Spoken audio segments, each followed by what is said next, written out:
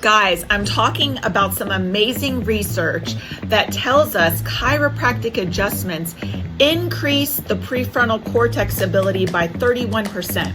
And so we saw that every time someone got adjusted, they would have an increase in this area of their brain by 31%. Well, they followed these patients over years, and what they actually found was that they ended up operating at a 31% higher level than the average individual.